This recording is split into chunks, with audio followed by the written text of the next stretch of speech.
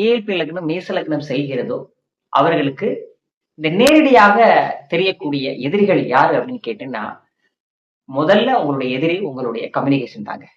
புரிதல் இல்லாத வார்த்தைகள நீங்க பேசுறதுனால, சரியான கம்யூனிகேஷன பயன்படுத்தாத காரணத்தினால உங்களுக்கு எதிரிகள் வரக்கூடிய வாய்ப்புகள் உண்டானா கண்டிப்பாக உண்டு.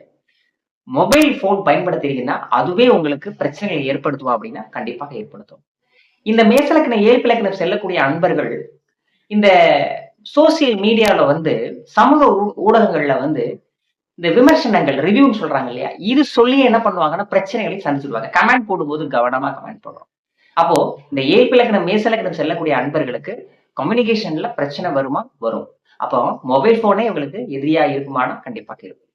இவங்களுடைய இளைய சகோதரம் அப்படின்னு இருக்கிறாங்கன்னா, அவர்களுக்கும் இவங்களுக்கும் ஒரு கருத்து வேறுபாட குடுக்குமா? கண்டிப்பா குடுக்கும். அதுவே இவர்களுக்கு ஒரு எதிரியாக மாறக்கூடிய ஒரு வாய்ப்பு